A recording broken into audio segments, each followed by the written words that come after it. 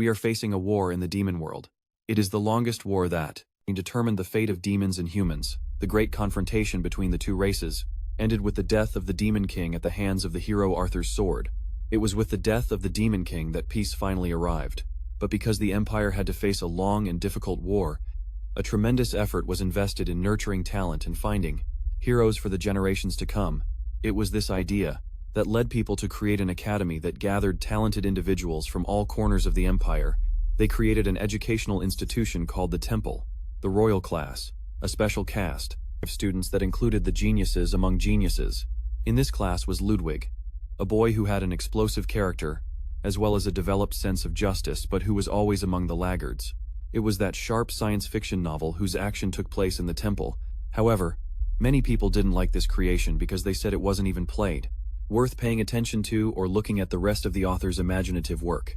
It was while reading so much booing that our hero's heart simply stopped. Our hero was looking at his body, and the girl was telling him that the cardiac arrest was caused by a sudden heart attack due to a spike in blood pressure.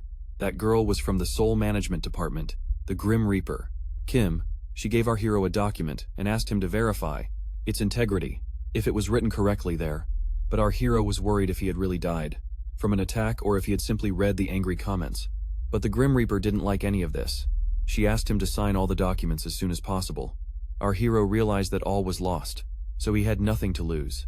He didn't even have a choice after all at that moment. He could see his own body, or rather his corpse in the chair. He even remembered that at that moment everything started to go dark before his eyes, but he couldn't think it was his last breath. He understood that his death was incredibly stupid, and Kim, who had a lot of work to do, told him to hurry up if he finally understood everything. Our hero was already in shock after such a death, and now they were asking him to make a strange decision. What Kim explained was that when someone dies to go to paradise, first they must atone for the worst sins they committed during their life, and his worst sins were starting an endless novel and writing stories with horrible scripts. He was a writer but was between second and third tier, and barely made ends meet. His new sin was how frequently and irresponsibly he wrote chapters. However, it was our hero who had the courage to create and write a new novel and publish it from a new account. The only problem was that everyone spies on their sins differently. So our hero asked Kim why being a bad writer is a sin nowadays. She in turn made a very sly face and said that as for the effect his dream had on a person, it was very small, but that action happened from time to time, and besides, to many people, our hero didn't understand the strangeness of this system, but he understood one thing. Being such an irresponsible writer would have to atone for his sins by choosing one of his finished novels and randomly reborn as one of its heroes, and he had to stay alive until the end. But as soon as they told him this, our hero became incredibly furious. He thought such punishment was very similar to simply going to hell, but Kim, we thought it would be easier for him because he would know everything in advance, and thought he would be rewarded instead of punished. However, our hero thought it all depended on the story he got into. No matter how hard he tried to write a good story, all his novels were far from a happy ending. His first novel was City of the Dead, a story about a zombie apocalypse, and our hero was sure he would be devoured on the first day. His next job was Surviving in the Ruins, a story about surviving in an apocalyptic world, but what chance would he have being just a statistic? His third job was The Hunter Becomes the Manager, a modern action story about hunters, and he wouldn't even have enough time. He would definitely be a minor character who would be ruined. On the first day of his fourth creation, it was the miracle of the game becoming reality, and he was just a janitor. It was a fantasy novel based on dungeon games whose description said that 99.9% of people die in the process since the game takes control of reality. However, at that moment our hero didn't care because it was his novel, where he was sure he would die, but he understood there was no other choice. Finally, looking at the fifth creation titled The Death of the Demon King, he realized it was the daily life story of studying at the academy, whose action took place in a fantasy world. It was his only way to survive all his incredibly depressing efforts, but still he thought that, since it was just a nice daily life story after he himself had died reading the comments about it, it was a novel, where the chance of dying was incredibly small. And the final boss dies at the beginning of the story. He was the one who triggered the events that followed. He knew he couldn't improve it because everything would be decided by chance. He didn't even expect to get the protagonist role, so he would have to endure being absolutely any student. But what they didn't like about the manga, he understood the problem was probably the second part. But at that moment Kim said our hero had to hurry or else she would make the decision for him. She liked his work, City of the Dead, Our hero understood that subtle hint, so he said he wanted to go to the destruction of the Demon King. Kim said if that was the case, then good luck to him, and applauded. Our hero immediately found himself in the game. He couldn't understand where he was, or why he had horns, or what kind of clothes he was wearing. However, at that very moment, he realized he was already in his novel. Our hero realized that at this very moment, he was inside it, even without any kind of warning from Kim. He touched his chest, and a status window appeared in front of him. He thought to himself, what a cliché kind of development this is. But when he looked through the window, he read that he was junior of Val, and upon reading and understanding what he had read, he realized he had become the same low-ranking Demon King in his own novel where he had been exterminated. He wanted to calm down because he wasn't supposed to have a character like that. He didn't understand what sound he heard behind the window, but at that very moment his window was shattered by an explosion. A message board appeared in front of our hero saying the prologue event had started. His mission was simply to escape the castle and hear the reward. 100 achievement points in a room. Our hero started to get more and more dizzy, but after gathering his thoughts, he concluded that he had been able to be reborn in his own novel, The Death of the Demon King, which he himself had chosen. However, as a result of a random selection, he ended up in the middle of the Demon King's castle being torn to pieces, even entering as a character who wasn't even in his novel. He was 17 years old in the game, and didn't even have fighting skills. He found himself in the place where the Demon King is killed at the beginning, and he became his son. It was our hero who became the son of Val, the prince of the destroyed Demon Kingdom. Our hero kept running but understood that Kim had tricked him because he didn't know why he had gotten exactly that character. He had deceived her because he didn't know why he had been assigned that exact character. However, he still understood that the hero was in the middle of the final battle with the Demon King. This is the scene from the prologue of his new novel, The Fall of the Demon King in the novel. Both were supposed to die there, and the war ended with humanity's victory, but he had become a demon prince, which meant that if they caught him, he would definitely die. He decided he had to think of something else, like surviving. In this situation, after all, the task board kept advancing behind him, but in the novel that didn't happen, judging by the overused status window. That's where his traits were prescribed. He didn't understand them, but realized those numbers were far from excellent data, and it would have been much better if he had been reborn as the final boss, the Demon King himself, because that way he could escape or find a compromise. It would have been better than dying now. He didn't even have special skills to help him survive. But there was still one skill left, the ability to read the language of his world, so he could only hope to find something in the vault. But when he entered, he found nothing interesting. He didn't understand why there was only junk there. He even realized that was the only reason they had lost to the Imperial Army. But at one point he found a magic book. He was pleasantly surprised because it had been added, especially for those who didn't know how to use magic.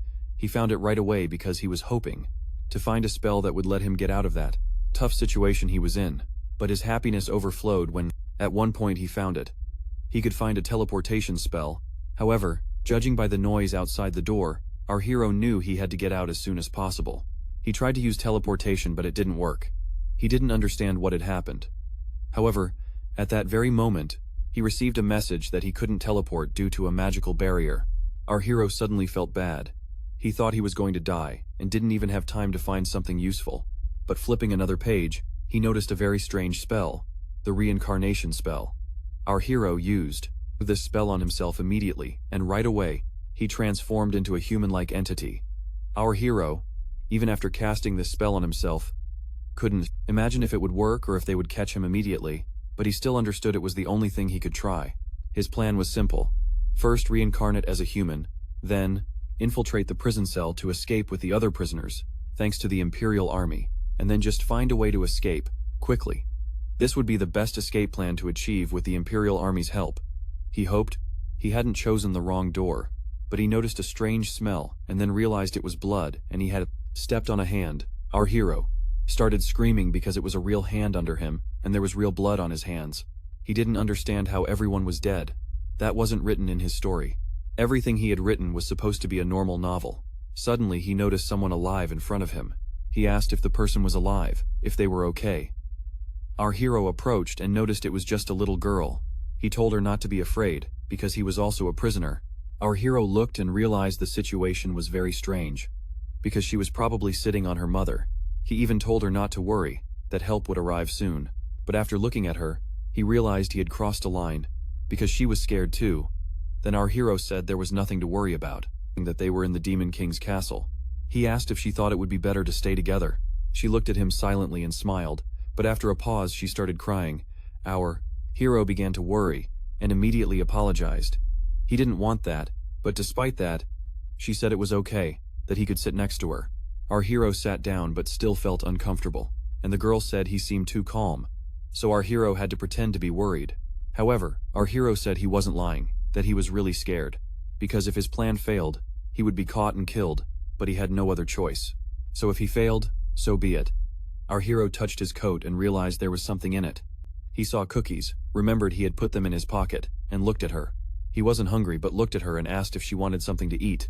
He looked at her and couldn't get excited. He was about to say help would arrive soon, but at that very moment some people arrived and said they had found the prison. Our hero understood that they were all the ones he had been waiting for. They had finally arrived.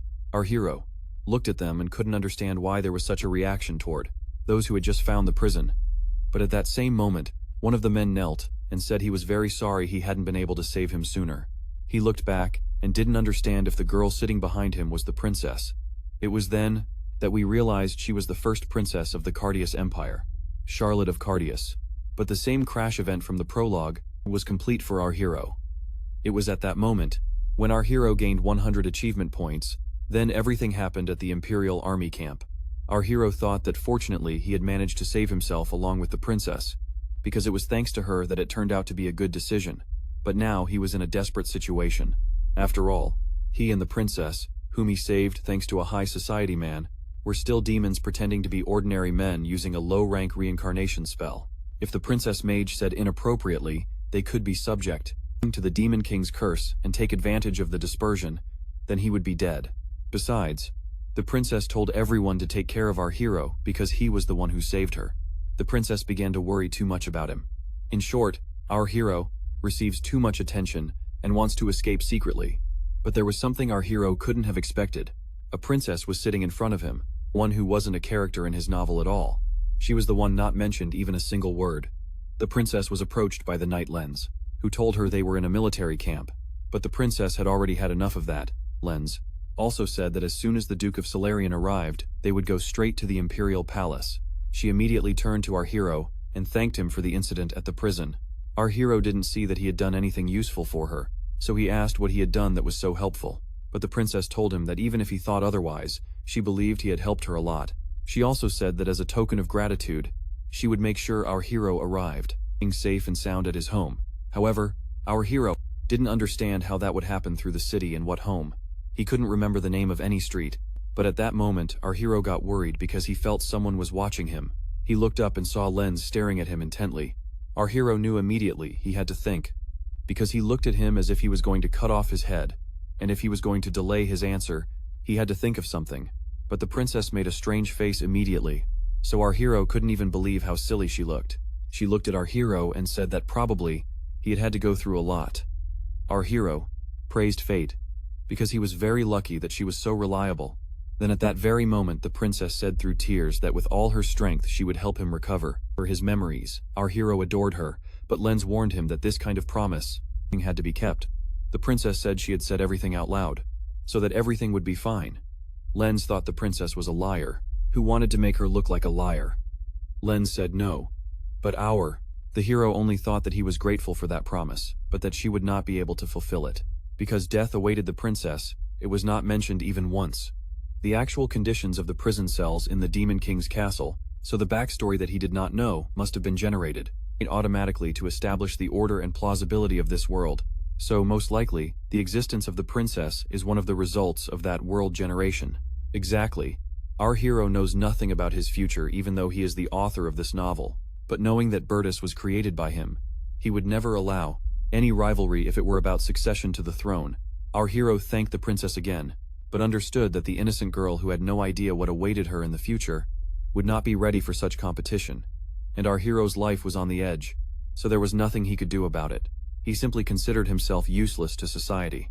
Our hero couldn't believe what was going through his head. How could he think like that? He couldn't just leave such an innocent girl. He wanted to warn her because her life was in danger. In other words, if he managed to get her on his side, he would give her a helping hand even if something unexpected happened. But the princess decided to break the silence, saying she seemed to have indigestion from so much food. She even asked to see a doctor. Lens wanted to stop her because he wanted to keep her safe, but the princess said there was no chance of danger because she had discovered that the Demon King was dead. Lens said no but went to find a doctor. As soon as Len left, the princess turned to our hero and said she would start by apologizing. Our hero was very surprised because she immediately became a different person. It was like she had completely changed, but the princess said that because of him, our hero would die. Our hero was shocked, but the princess kept drinking her tea and said she couldn't hide all the details about her family, but that there was a high probability she would be murdered in the near future if nothing was done. However, her killer would be her half-brother Bertus. Most people in that camp were probably their enemies, and the fact that they kept her inside without letting her leave meant they were not going to deliver her message. Our hero also thought that if he reflected on it, when they were rescued, she was covered with a thick cloak, and probably, people didn't know that among the prisoners in the Demon King's castle, maybe everyone had orders to kill her. They could poison her, and then say they found her body in the Demon King's castle. If she died that way, that would be the end of our hero. They would erase him the same way to cover their tracks. In other words, they would kill them both. Our hero asked if they could ask the knights for help, but she said it was useless, because there was no one she could trust. Our hero put his hands on his head, because if all this was true, even that night Len would be his enemy, which meant he would be checkmated. But the princess told him not to worry, because she was the one who made promises in her own name. She would help our hero despite what had happened. She would help him remember his memories. Then she said they should run away. Our hero was very scared and confused, but the princess kept saying he was just distracting them. However, at that moment, our hero had no choice but to obey. He didn't even have time to think, but still, the question of what had happened to his novel didn't leave his mind. He remembered at that moment only one thing: the princess's words, who said that her life was only in our hero's hands. He entered the tent, but there was no one there, although he remained puzzled by the fact that he had been given such an important mission immediately. Once again, we saw how they perceived the conversation between our hero and the princess. The conditions were such that there was only one way out of there, simply to escape. They had to bring Cyrus Francis here. Our hero remembered that person, but asked who Fritz was and apologized because our hero had to catch up. He asked if she remembered the knight who had saved his life in the dungeons. She said William Francis is one of the few representatives of the neutral faction who is loyal only to the imperial family. Our hero decided to ask her if that meant he was someone who could be trusted. However, he asked what would happen if he was already on the side of the Empire's prince. The princess said something quite chilling. She said that if that had happened, he would have killed them in the castle, but that night Francis had saved them. He was a great knight, and undoubtedly loyal to the imperial family. Our hero, however, realized that if there really was someone on Charlotte's side, among the neutrals, then they were the ones who had a chance to survive. So our hero had clearly decided he would do everything Princess Charlotte told him. She was glad because if our hero trusted him, then she hoped they both would come out unscathed. But as soon as the moment came, the princess, or rather her eyes, changed immediately. She said it was time to make an escape route through strict security while pulling out a knife. Our hero asked what to do, but she immediately said she would be the decoy. Our hero got scared because he really wanted to be the decoy, but she said maybe it would be fine, at least as long as there was no one deciding his fate. Then she even took his hand and told him everything would be fine because they didn't have much time. She said this with confidence in her eyes, but her hands were trembling. But our hero thought he had no choice but to join the princess. Charlotte left the room immediately, but the knight asked her to stay inside. The princess said she just wanted to see the barracks. They told her that wasn't possible, but she said she was a princess and just wanted to see the barracks. She even asked what right they had to stop her. They were about to start talking again, but the princess pretended to be angry. She even demanded to know their names and ranks. The knights kept talking to her, but she started putting on her show again. Our hero had managed to get out but couldn't even imagine where to find that man. Our hero met a knight who asked what he was doing. Our hero immediately answered he was looking for Sir Francis, but another knight replied he had gone to the Demon King's castle. Our hero couldn't believe that it happened. Then the knight continued, saying it was Sir Lance who gave the order. He ordered him to take care of the demon remains in the castle. Our hero realized that same Lance was the terrible knight who had stood over the princess at that moment. Our hero realized they only had one option. The knight asked our hero again what questions he had for Francis, and if our hero denied it, he would simply arrest him. But our hero began to say an injustice had been committed, that Sir Francis was in danger. Our hero realized he had to make sure his plan didn't fail. He thought the knight in front of him would immediately go see Francis, but he asked what our hero was talking about. He couldn't imagine such an answer. So he said something very strange was happening. around them, and that for their own safety they should unite. He said the knight shouldn't believe the words of a stranger. But the knight said he would believe our hero. Couldn't believe it because he didn't even deserve trust, but the knight said if he had to say why, it was out of our hero's total desperation that he was willing to tell the stranger about it. He also said it was because of his hunch, and he didn't think Sir Francis suspected anything bad because when he left, he warned him that someone might approach them. Our hero couldn't believe it and wondered if Francis knew about this from the beginning when he was still in the castle. But why did Francis leave Princess Charlotte and go to the castle instead of protecting her? But the knight only asked our hero if he had ever ridden a horse. He said no. But the knight said that wasn't a problem, because he had a strong horse. He said they would let him go once, but first they had to find a horse. Our hero decided to ask him directly, but the knight said first it would be necessary to betray his name. It was Darus. At one point, our hero was already riding his horse. While riding, he heard that many demons were simply imprisoned. He couldn't understand where they had come from. Our hero wondered what they were doing on that road. Darus said they were prisoners. Our hero hadn't forgotten that the war had just ended, so if they were trapped there, they were most likely defeated soldiers or common demons. But they were still exploring the area closest to the castle. As soon as they returned to headquarters, they would be executed immediately. But Darus said there was nothing to worry about.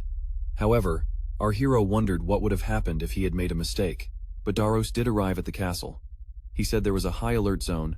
Our hero and Darus had just gotten off their horses when they were seen by other knights who asked who they were. But at that moment the knight and our hero identified themselves. He said he was Lieutenant Darus, the leader of his battalion. The knights listened and understood. Then they asked what brought them there. Darus said immediately that our hero wanted to send a message to Franz, which was why he had brought him there. The knight was very surprised by this information, but Darus said that because the information was too personal, he would prefer to give it to the Lynchos. But the knights said they had just received a message, saying that Franz was dead, because he had died fighting against the demon resistance. Our hero was shocked by this and very worried, because now there was no one by the princess's side who could protect her, not even Charlotte. The knights asked if there was anything they should know, but Darus said the information was only for Franz. Upon hearing this, the knight left immediately and told them to return to their post, because that place was definitely not for outsiders. Our hero had his head in his hands and was very scared. He assured himself that he knew luck would not be on his side. However, our hero realized that it was most likely a deception because Bertie just wanted to get rid of Charlotte. He was trying to hide the fact that she had survived the Demon King's castle. In fact, according to Charlotte, he would try to erase her traces even if it meant killing everyone who knew the truth about her being alive. That's why he immediately targeted Franz. After all, he had brought him to the Demon King's castle, and they killed him. He remembered Charlotte's pretty face and decided to think again, because just thinking about it, it wasn't necessary to give up immediately. But at that very moment, Darus asked him to tell the whole truth because surely there was another reason why our hero had said that Franz was in danger and that the princess had something to do with all this. Our hero wondered if he could really trust Darus after all. According to the princess, most of the military were on Prince Bertie's side, so he couldn't say for sure if Bertie had also recruited a low-ranking officer like Darus, but he knew there was no one else he could trust. So it was at that moment when our hero lifted his head and decided to tell Darus the whole truth, even how he had been held hostage with the princess and how Sir Franz had saved them. At that very moment Franz thought that if our hero spoke like that, it was most likely that Franz would have been killed by knights instead of being killed by demons, so he asked if our hero wanted to save the princess. Our hero swallowed the saliva in his throat and said yes. Darus thought about it and said he would help our hero, wondered if he really would. But Darus said he would because he was a member of France. Our hero was glad, although he didn't fully trust him, but still he would help them escape. Darus immediately turned around and left, saying that if they had nothing else to do in the castle they should hurry to find the princess. Our hero looked at the castle and immediately said he had a plan. Our hero offered to check the demon stuff, which Sir Darus appreciated. However, as soon as they entered, they noticed a looted warehouse. Darus thought the knight had done it all, but our hero understood that he had done everything, said it was most likely they would find something interesting and useful there, but Darus kept calling the demons trash, since they had looted all the warehouses after killing their king. However, somehow our hero decided to check the stuff. He had already been there, so he pretended to find something interesting. He found a teleportation scroll that he immediately showed to Darus. Our hero offered to take some of them because they would be useful at some point, and said he could even find a magic book. Darus began to wonder, how could our hero know where all the scrolls were? But he was just a hostage. As soon as our hero put all the scrolls away, He immediately said it was time to move. They were about to take the path that our hero wanted to follow, but at that very moment Darius said it was too dangerous there, and he didn't want to make noise. He said someone was there, and it turned out to be another group of knights who had seen our heroes enter the castle. Darius said they were the knights of the Solarian Duchy. Our hero realized it would be very hard to get out, because the force behind Bertus's mother was also one of the strongest noble families in the empire. He wanted to put Bertus on the throne, so most of the knights of the Solarian Duchy were not common knights by birth, but from the highest ranks with noble titles. Our hero understood that he was writing about this in a disturbing way, just like the murder of Franz, who didn't want to obey Bertus. So probably what happened was like in the book. The knights couldn't find the heroes, although they didn't care. Our hero wondered how long they could wait, but one of the knights could see them through the stone. He even said he could hear them breathe at first. Our hero thought it was some kind of bluff, but as soon as the knight drew his sword and headed toward the stone, it became clear to everyone that they really could see them.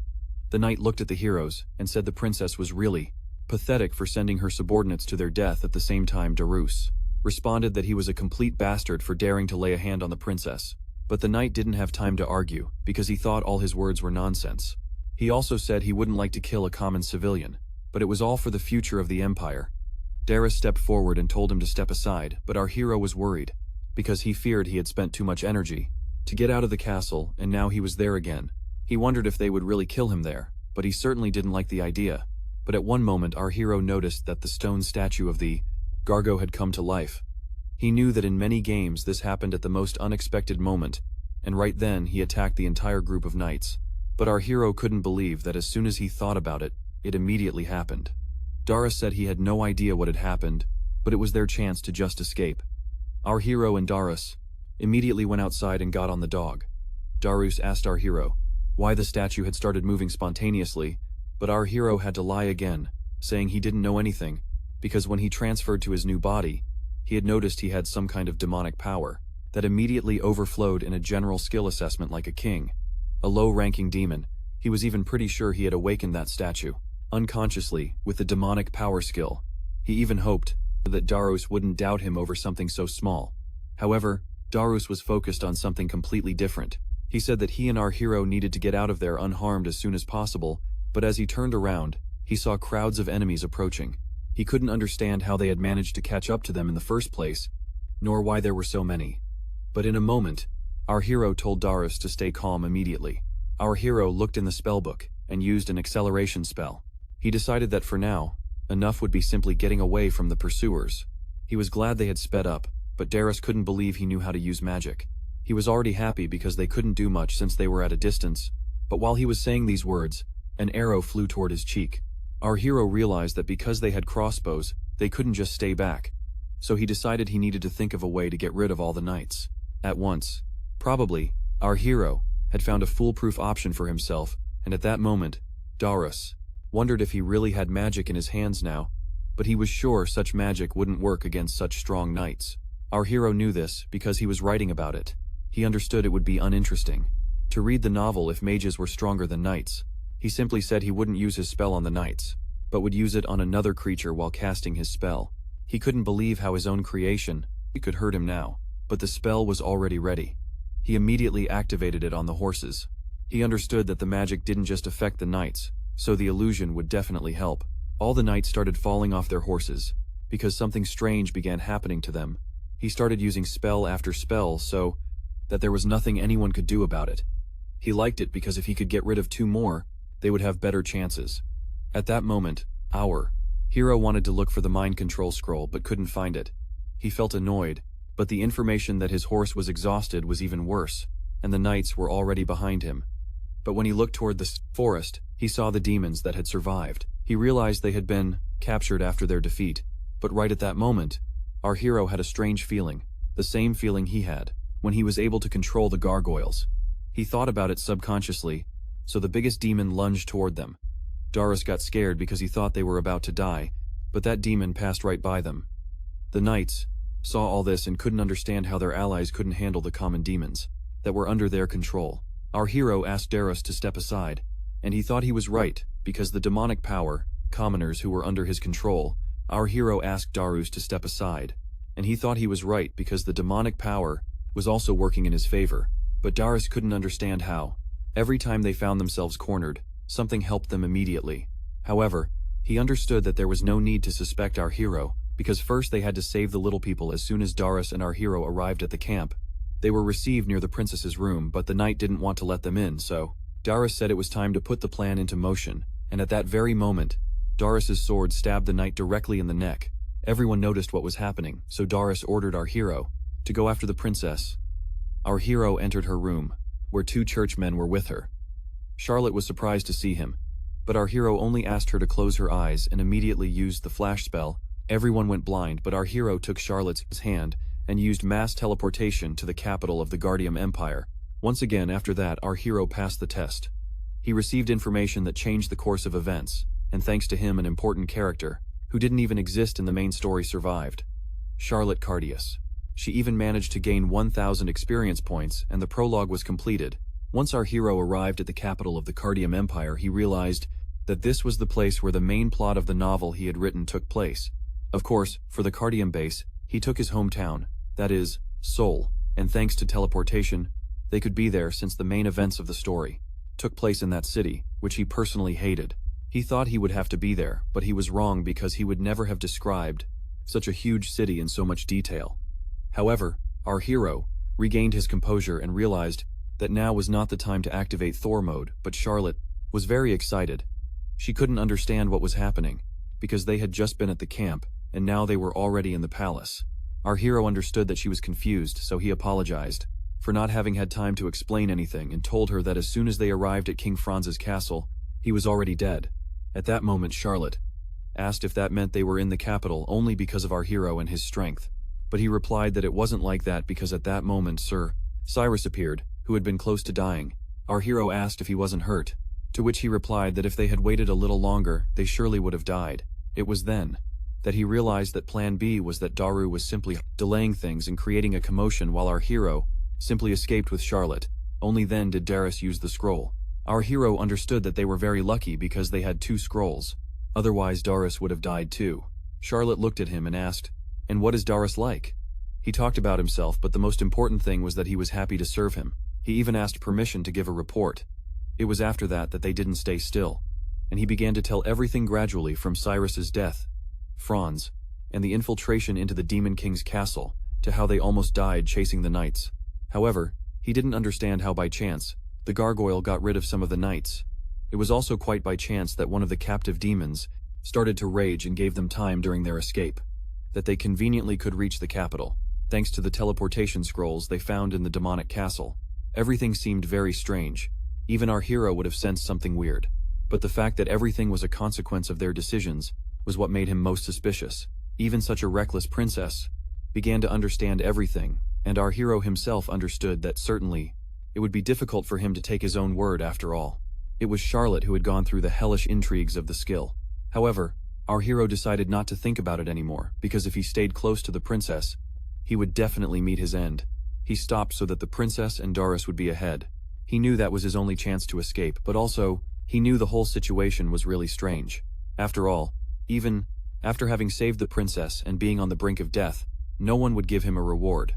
Only a man as weak and hungry as our hero at that moment simply sat down and asked for money for food.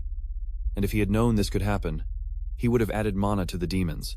But as soon as he thought about it, it appeared immediately, the announcement about the world-setting change.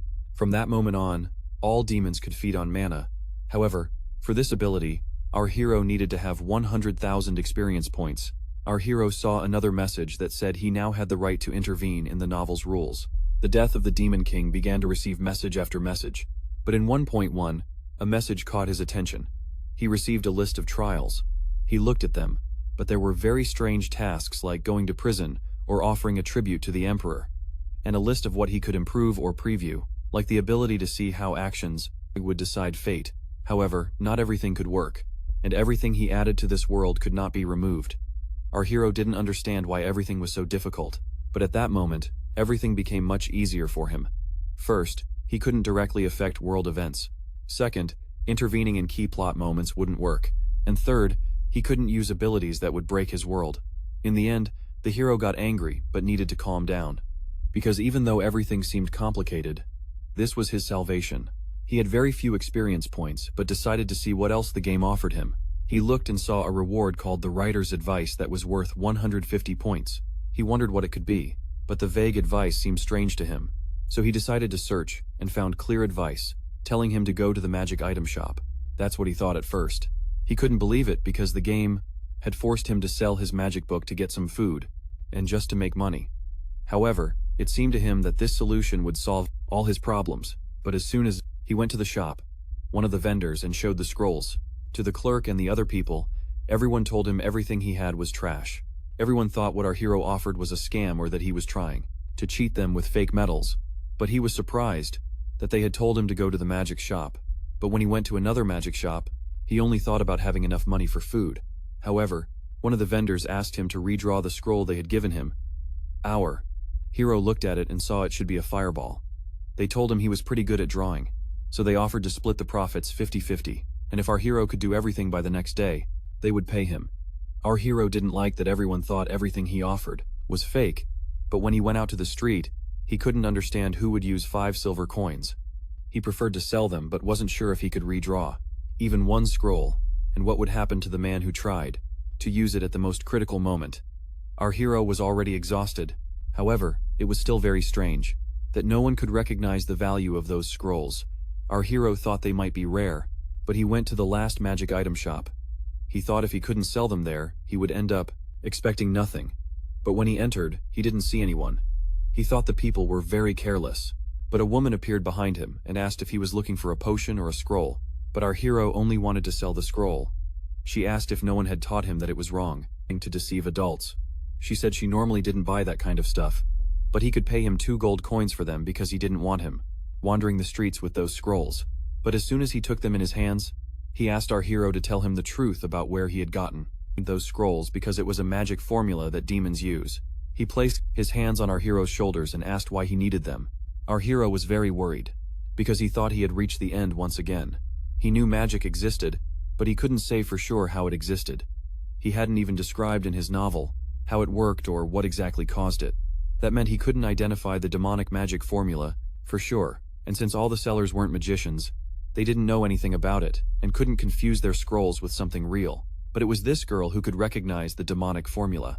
Our hero immediately said it would be in his own interest. She repeated her question about where he had gotten the book. Our hero looked at her, and couldn't understand why she had latched onto him so tightly, like a leech. But our hero stepped back and asked if the information window could make the girl with so many questions leave him alone, but that would require 3,000 experience points. Our hero argued with the window, so the girl asked what he was doing. Our hero didn't know whether to tell her everything or not, so he just told her he had found it in the Demon King's castle. But that didn't make her happy, so she started approaching him again. Our hero immediately said he would explain everything, but after explaining himself, she told him she didn't believe him because if he really had saved the princess, he surely would have been rewarded or granted a noble title. Our hero tried to prove he wasn't lying, because when they fled, they were attacked by knights, and there was a high chance that Prince Bertus tried to kill him. It sounded too good to be true for the girl, so she decided to believe him. Our hero wiped the sweat from his forehead and realized that being a liar had its advantages, but the girl smiled and said that since the Demon King had died, everything was fine. She started smiling and said they must have been very excited about everything, so she asked him to let her comfort him. She approached our hero and hugged him, which he really liked. Our hero had tried to keep the image of a sufferer, but he felt uncomfortable and just wanted to eat. But at one point the girl said that if he had been in the Demon King's castle, then he was under a curse and asked permission to lift it. Our hero didn't understand, but it was already too late. She was in front of him, pointing her curse at him. He knew he couldn't let her do it, because then the camouflage would break, the dispersion would happen, and our hero would start transforming back into his true form. He tried to explain everything, but at that moment the girl knelt before him, asked if he remembered her. She had also removed her camouflage, and turned out to be a vampire, to our hero's surprise. She asked if he really didn't remember anything, and although the vampire was surprised by such a twist, she told him to leave because they could be seen. She asked him to go to her room on the 2nd floor and continue the conversation there. Our hero didn't understand what was happening. As soon as he and the vampire sat down, she offered him a snack. So when our hero sat down to eat a sandwich, she asked him, again, if he had really lost all his memory. He replied that he had forgotten absolutely everything. except that he was a prince. The vampire said that would be better for them, because he had come straight to her with that scroll. However, she realized she hadn't introduced herself yet, so she said her name was Aloris, and that she was a member of the demon army's implementation squad of Guardium from now on would serve our hero. Our hero didn't understand anything, because even this hadn't been added to his story, but he asked her what a vampire was doing in such a sunny place and among people. She just answered that she lived in the shop to save on rent and that she had no other choice. But there was something else he needed to know. There were 2 more demons in the capital besides him. One of them hid under the identity of Kondragon Pomfi, a transformation demon. The other lived near the Bronze Gates Bridge on the shore of the Aran Sarkagar River. Who was the one who kidnapped the princess? He is the best master of transformation magic. That's why he was able to penetrate so easily. Our hero decided to ask about the other one, because it was already clear why he should be careful with the transformation demon. But Irene, on the other hand, controls a faction that terrifies all of Guardium. Thanks to her talent for hand-to-hand combat, she was able to create almost an entire army. Our hero realized that all the members of the squad who would serve him were incredibly strong. He understood that she was the leader of the gang. But how had she gotten the money? The answer that she sold sweets didn't satisfy him. Our hero simply didn't expect it. But the vampire asked him if he really hadn't eaten anything, although she was still glad he had survived because now there would be a chance to rebuild the world. But our hero said he wasn't ready to rebuild the demon world, because if they decided to attack humans again, everything would happen all over again. He knew that gathering the demons was the same as sending them to their death. The vampire shouted that he should, like a king, restore the demons, but our hero was convinced that the time of the demons had come to an end, and he didn't want to become the leader of a nation that no longer existed. He asked her to stop acting like a servant. She remained silent at first, but then apologized. Our hero must be exhausted, so she asked him to rest. Our hero wanted to stop her. He thought it was too much, but he even thought she was happy for a moment. However, what the hell was going on? Our hero was lying in bed looking at the vampire. He liked her a lot, so he asked her a question. What was she like before? The vampire immediately began to stammer and say that he was the greatest, but she realized that wasn't true, so she decided to turn around and said she would go to sleep. Now, because tomorrow there would be a meeting with the other squad members. Our hero had asked where she would sleep, but at that moment he realized he had made a fatal mistake. In his bed at that moment was the incredibly beautiful vampire. He couldn't believe this could happen, because until that moment he thought, and was sure that his rebirth was a living hell. But in moments like this, he really enjoyed everything. So morning came and our hero, along with the vampire, set out on their way. The entire capital was in tears due to such an unusual event. The resurrected princess, the death of a hero, and the death of a demon. But of course, everyone was happy because finally the war that had cost so many lives was over. Everyone was shouting, whether for the princess or the hero. They were really fed up with all these wars. And while he listened, our hero, instead of joining the feast, headed toward the monument train in the Oligar district. After that, they headed south, toward the Bronze Gates on Irene's coast. Thanks to Haya's strength, they didn't have to walk from Johnson Station to the express bus terminals, nor stroll through the hanging Vampo Park. However, once our hero arrived at the place, he saw the whole essence of the bottom of the Bronze Gate. Our hero compared this place to a dump, that is, a place where there wasn't a single decent person. Well, Haya said there was nothing that could be done about it. Since they were going to meet the queen of the place, they headed to the sewer where Irene was sitting. She was near the fire, but as soon as she smelled a familiar scent, our hero and Elaine walked through the sewer. She asked him to be careful with his feet because it was easy to slip there. But at that moment, Irene caught the scent of laughter at that moment. Lollard, as he was called, knelt down and told her he was also a member of the same team that had infiltrated the Empire. Our hero was glad to meet her, but he thought that instead there should have been some muscular jerk. At the same time, while trying to organize his thoughts, Olai and Loya were arguing about where the third member was, but Haya said he was too busy. However, they still had a bigger problem. Their master, who had lost all his memory, except that he was a prince. She said all that was fine, but no one should understand it. Then Loya said that when he still remembered everything, he used to make her lift her shirt and bark like a dog. She found it embarrassing, and our hero found it a little strange but probably would like to do it again. Olai laughed at her. Maybe he even liked it, but Loya didn't want to show it with her whole appearance and was too embarrassed. Our hero realized how silly he had been and apologized to Loya, but still, he said they had to end all relations. In fact, everything that was in the past should stay there. He wanted to shake her hand, But at that moment War thought it was a team, so he shook her hand, but like a dog. When he understood the situation, he immediately withdrew it. Well, I like this whole show, she thought. She even thought that War had already developed his instincts. She immediately apologized to our hero because she didn't even want to think about it, but he said he would be more careful next time. Then they started hearing a strange voice.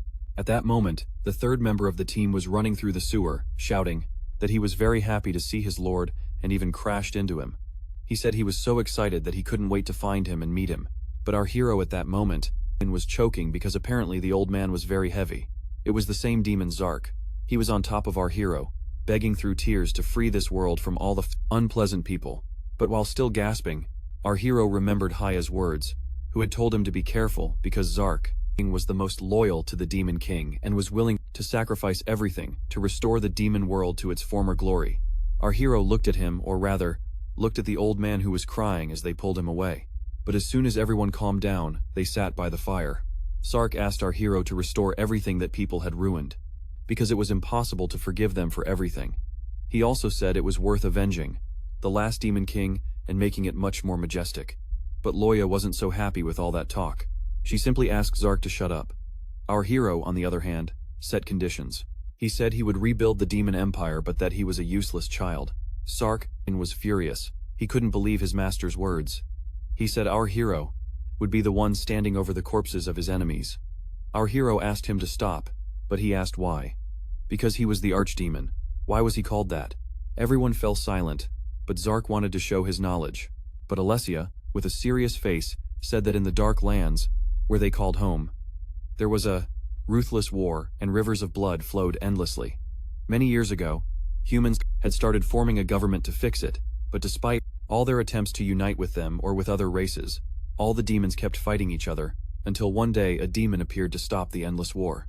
He was the one who invaded the minds of the demons, which is why he was given the status of archdemon. As a sign of recognition later, this title came to be used by all the demons' descendants. Our hero understood that this is why the archdemons are important, but still decided to ask what Zark's plan was. Said that our hero would have to become much stronger than he is now, because he would have to return to the ancient lands and unite all the demons again. But our hero thought it was a too risky plan, since they were now right in the heart of enemy territory. In the Empire's capital, our hero wanted to learn about the people's culture, and then build a strategy. But immediately she lit up. She said that was exactly what she expected from him. She couldn't stop crying seeing how brave our hero was, but our hero had only understood that it would be more convenient to live in a city than in forests or similar places. So at that moment Zark even suggested an idea. He suggested our hero join the temple. Our hero couldn't understand if Zark was crazy, but after looking he saw that he already had the support of the Hoyar. He wanted to stop them, but they kept hinting that he could become very strong at that academy since they taught heroes there. He wanted to use less help, but she was impatient to see our hero there. She was very excited. She liked the idea. Our hero was stunned by this news, and asked what would happen if everyone knew his identity. But Zark told him not to worry. He took a ring off his finger and gave it to our hero. He told him that thanks to the Dreadfind ring he could transform into anyone, and began telling him in a strange voice that the rebirth of the great empire was within reach. Our hero exclaimed that he didn't want it, but we can understand that everything was decided at that moment. Because he had to enter the temple, he was going to use the false status that had been given to him by Haya, or by Zark, but there was a chance that when the princess returned, the search for those responsible for Charlotte's kidnapping would begin, so to take action they decided to think of something better. At the same time, War entered the shop and brought someone else. She was received by a man, so she asked him to introduce someone.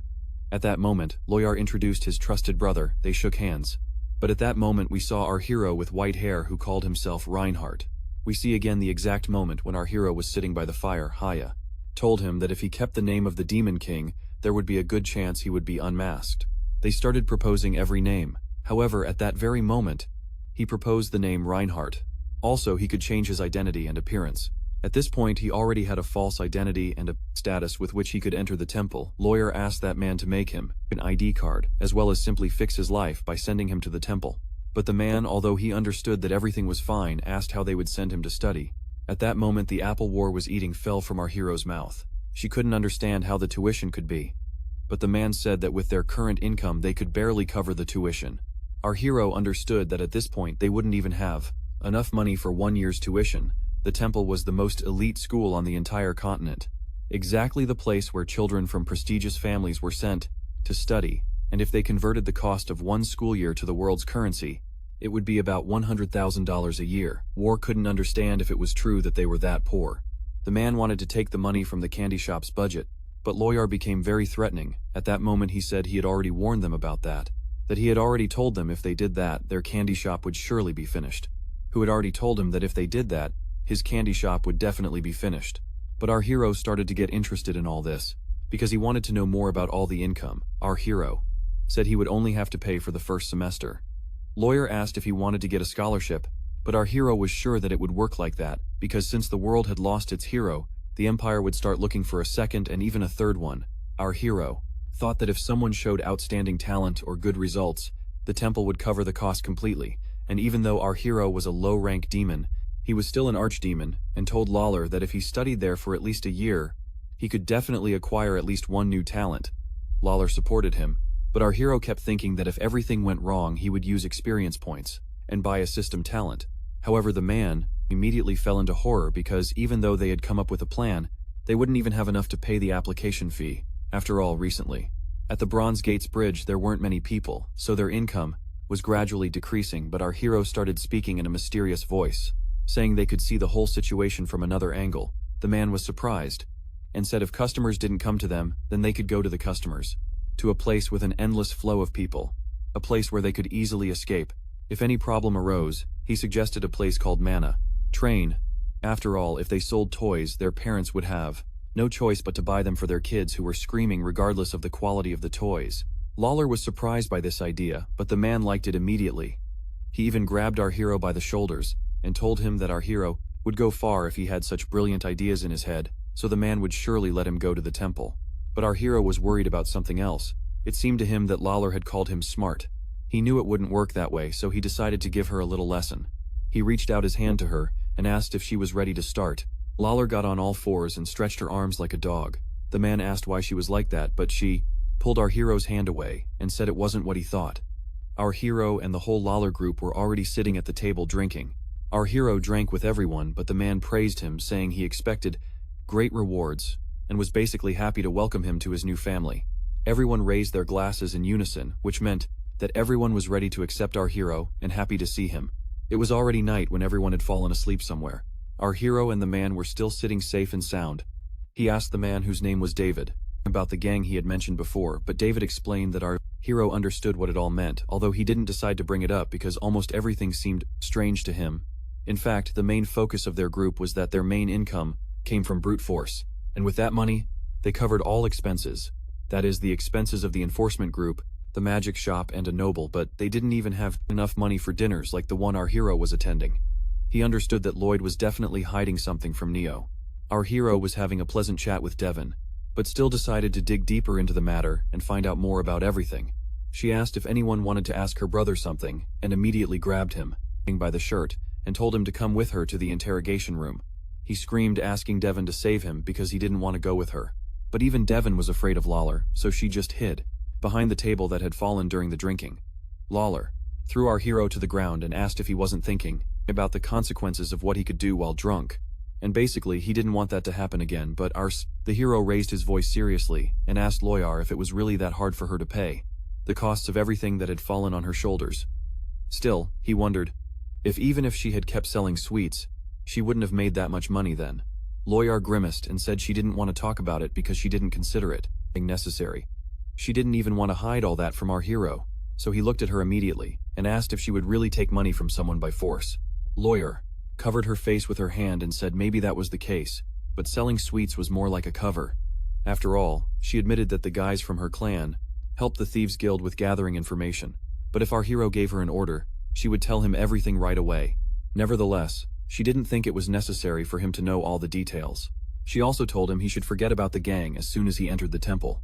Our hero thought that made sense because if he had a talent and got a scholarship, he would have to think about making money with the gang's help.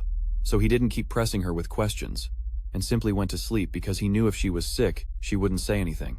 But the next day, our hero and Devon were sent to the administrative office in the capital to get an ID card. Our hero couldn't believe everything was much simpler than he thought.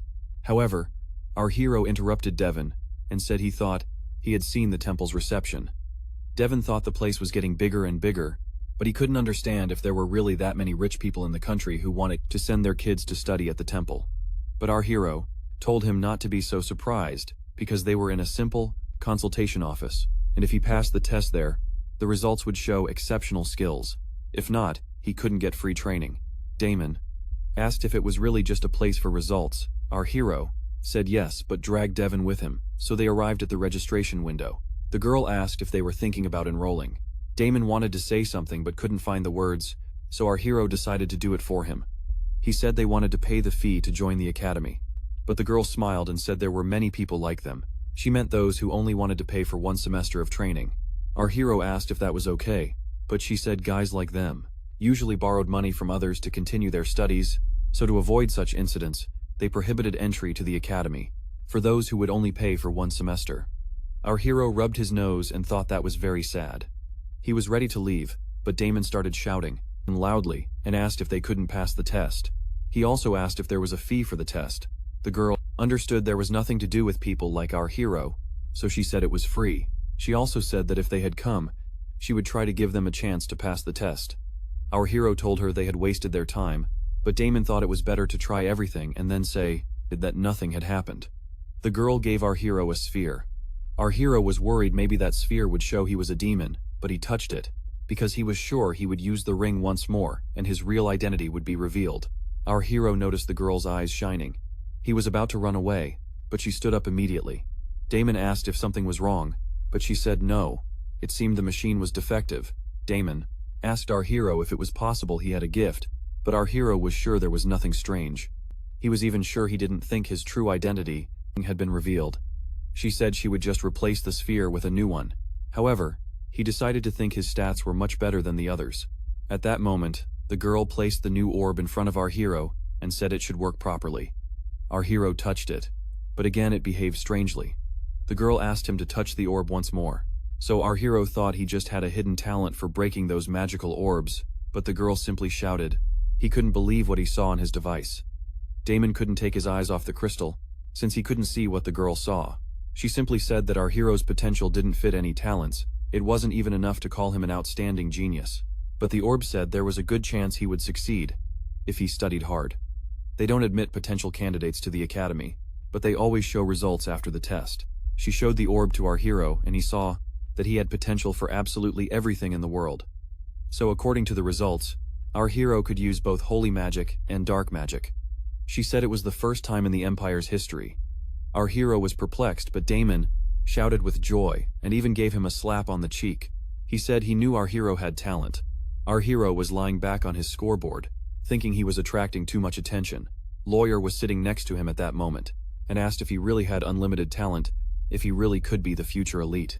But our hero understood it wouldn't be as unexpected as it might seem at first. After all, he could choose any path for himself using achievement points. He could even become a skilled archer, mage, archer mage, and more. He could gain talent in any field if he earned enough experience points. That's why they called him a man with unlimited potential. Damon came up behind our hero and asked why he looked so sad. But our hero said he was fine, that he wouldn't be terrified by clubs anymore. However, Damon was probably happier than our hero and took credit for it. He said thanks to him, our hero had learned about his abilities. Our hero should be the one thanking him. But our hero watched all this with a strange expression on his face, because once again the story had surprised him, and he was going to be part of the main plot after starting his studies. However, he understood that at this rate he could be assigned to the royal class. The royal class is a special class of the Temple Academy, exactly the same elite place where every student receives a scholarship and even lives in luxurious dorms with enormous financial support. They can attend any class. They are the ones with the greatest talents in the Empire.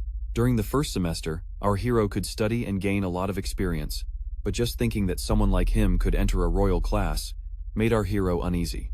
When he went to her and told her everything, he received advice. She told him this class is the most elite among the others. Our hero wasn't happy about this, so he asked if there was something bothering her. But our hero knew the main character would soon appear in the class, the protagonist of the novel he had created. His name would be Ludwig. The student who had been transferred from Class 1B hated the house because of social ridicule, but throughout the story, he gets closer and closer to his classmates. In other words, Most students in the class are arrogant, nerds with big egos. Our hero asked her if he really should be happy for having unlimited potential or for getting such a high rating, but he thought the burden was too much for him. She looked at him and said he would surely succeed. Our hero remained depressed because the only advantage, he should be happy to have unlimited potential or to get such a high grade, but he thought the burden was too much for him. She looked at him and said he would surely succeed. Our hero was still depressed because the only advantage was that he knew everyone in Class A. So if anything happened, he couldn't survive on unlimited potential alone, but she kept encouraging him, telling him they would do everything possible to help him. She asked if he could leave the campus, to which our hero shook his head but asked why she wanted to send him to the temple. If he really became as omnipotent as Zark wanted, what would happen if our hero changed his mind and started a new war? But she was sure that if he spent enough time in the human world, he would stop hating them. Our hero asked if he could accept that, but she said she would solve all problems as they arose. So at that very moment, with a snap of her fingers, a bag appeared in front of our hero. She said they were his new clothes. Because he not only needed a uniform and gave him her necklace, our hero asked what it was, but she asked if he remembered his nickname, Tuesday. Our hero asked if that was the nickname she gave him when he first arrived at the shop. She answered yes, and also told him that long ago, vampires had 7 clans called the 7 Knights.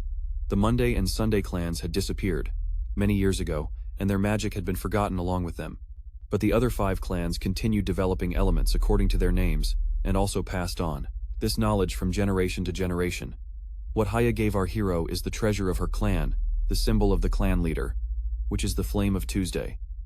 Our hero asked if Haya was the clan leader, but she said it was only possible and wondered why she gave him something so precious. Haya said she did the same as Zark, who gave him the ring of his clan, a very powerful artifact.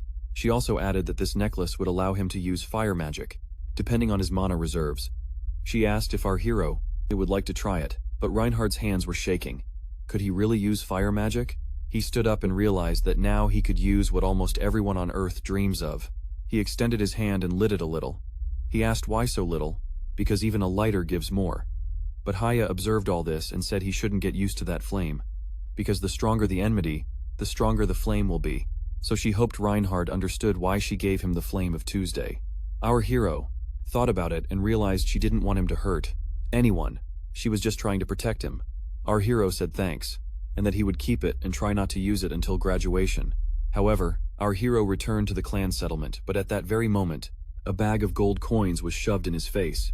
He asked Alalar what that was, but she answered that it was his allowance because that money was meant to pay tuition. But since Reinhardt would receive a scholarship, he could use it however he wanted, and unlike her other servants, she could only offer him this. Our hero looked at all this in horror and said he would try not to spend it all on nonsense. Thoughts started crossing his mind that he should sleep more because if he didn't, he would definitely be considered a clown at the academy, and even if he became some ruler in his new kingdom, that disgrace would follow him to the end. But at that moment he got angry and told Alalar that he was no longer a child and that he needed to sleep. Our hero, on the other hand, understood that he had just remembered an important problem. The genre of the Demon King's death is everyday life. He wrote a novel, so calm and light to please those fans who were tired of his tragic and dark endings, but he had no talent for ending stories on a happy note, and quickly ran out of material for the novel, and the plot became completely confusing, so he ended it that way. He understood that in the middle of the story, gates would appear. He knew that in the middle of the story, there would be gates that would open portals to other worlds, leading to the invasion of a whole army of monsters, and that this world would burn in an abyss of pain and suffering. Our hero didn't understand why he was so stupid to create that kind of novel. He thought about it and couldn't calm down and couldn't even sleep. He thought about running away somewhere until the end of the story, but realized that the inhabitants of this world shouldn't have to pay for his foolish behavior. He told himself to pull himself together because it was his fault that everything would be destroyed. So he should take responsibility. He should study at the temple to get stronger and earn experience points. He would use the review to prevent monsters from crossing the gate, or else he would go to battle himself. He was determined that if it was about the destruction of the world or whatever, he wouldn't give up or run away like a coward. So by morning outside the academy, they announced that all the students received their student ID cards, and also an admission letter. Plus they asked the new students of the royal class to go to the dormitory lobby at 1 in the afternoon. Our hero looked around the whole academy and couldn't help but get excited. At first he was surprised by the capitals, but who would have thought that their rough details could assemble something like this, and how much attention they put into it. But when our hero went inside, he understood that everything inside was even more luxurious. However, he couldn't find his room in such a huge place. A girl passing by asked if he was new. Our hero greeted her, and she said she was the head of his class. Her name was Tara. She also asked if our hero could find his room. She asked for his ticket, and told him he should go straight down the hall. To room 11, our hero looked where she pointed, but she said she had to go because if he had heard the announcement, there would be a welcome party for the newcomers at 1 in the afternoon. Attendance would be mandatory since they would explain the rules for the new students there. Our hero thanked her and left immediately while Tara kept calling out to students and saying she would help them with anything. Our hero found his door, and when he put the card on the door, it opened immediately. He was surprised at first, but then understood that almost everything around him, it was magic, so he wasn't even surprised. He went through the door, thinking he would like to see the room for the royal class. But as soon as he opened the door, he saw that the room was simply huge. He even thought the room should have been smaller. He couldn't believe he was in the dorm. He understood that at first. He had been surprised by the capital, by the temple, and then he was surprised by the dorm. But as soon as he finished enjoying all that, he noticed there was a strange gift in his room. He wondered what it could be, but as soon as he opened the gift, he saw a map of the temple, the dormitory rules, a small list of dorm rules, a small snack and a pen with notepads. It was exactly what our hero thought. It was a welcome gift. Our hero lay down and realized that everything was fine, because now he also had time to remember the most important characters, Bertus and Ellen, the Holy Knights. But as soon as he started to remember the students of Class B, all students were asked to gather in the main hall. Our hero couldn't think as the time to leave had come, but when he looked at his book, he saw he could only remember a few characters. But it was these notes that would help him understand who was who. However, when our hero arrived at his destination, he couldn't remember anyone because he could only recognize half, even after preparing his notes. But when he looked up, he saw the superiors. They were the ones with a killer look that told him someone's face needed a brick. So our hero didn't even expect so many people to come to watch them, and as far as he knew, the superiors shouldn't be interested in the freshmen. However, while our hero was standing in place, someone stepped on his foot. He apologized, but our hero, lying on the ground, looked at the boy and asked if he hadn't been taught to watch where he was walking. But the boy asked if our hero was badly hurt. He looked at him and realized it was the same boy, the child who had introduced himself as Ludwig. Our hero and he met and shook hands. Ludwig had noticed that everyone was getting ready, so he realized that everything seemed to start right then. Our hero saw the protagonist of his story. Ludwig finally understood he was in his own novel. The girl was organizing a party, so she asked everyone to sit in the chairs. In the center of the lobby at that moment, our hero didn't understand why there should be 10 people in Class 1B, but saw 11. However, it was impossible to believe that Reinhardt was the last in Class A. Our hero had imagined there would be too much attention on him, and everyone knew there couldn't be another scenario. However, it would have been much easier if he had been in Class 1B. But while our hero was getting very excited at that moment, Bertus Cartia was introduced. Our hero didn't understand why, in his novel, he would have to enter under a false identity. Then the other class members began to introduce themselves. At that moment when our hero introduced himself, someone was watching him intensely. No one could understand how he had gotten to them just by his infinite talent. But our hero had heard whispers about him. Even after his introduction, he felt a little uncomfortable. But at that moment he noticed there was someone else who had been added to the class. Charlotte Cartias had been added. She definitely shouldn't be with them. The temple is not subject to external power structures as proof. Besides Bertus and Charlotte, there are no members of the imperial family in the king's class. This only means that even the imperial family cannot enter the temple without proven and appropriate talent. However, if the first prince, Bertum, graduates from the academy with honors, this fact alone grants him tremendous power in the future, becoming the unrevealed villain of his novel by entering the royal class. As his first step to fulfilling his selfish ambitions, both entered the royal class in the same year of study. This certainly was not the case in his novel. Our hero thought so, since he believed the course of history had changed, because originally he and the princess were supposed to die together. But Bertus would also have to hide his true identity. However, in his world, he revealed it from the start. So if all this is part of his plan, even our hero feels uncomfortable with it. In the novel, Bertus awakens 3 abilities after the Duke. Solarian invests a large amount of money in him, thanks to tremendous effort. The Empire developed the necessary talents to make their chosen one the best of the best. However, if he lacks at least one of them, he will not obtain the title of hero. After meeting the conditions, Bertus becomes the Empire's greatest dream master.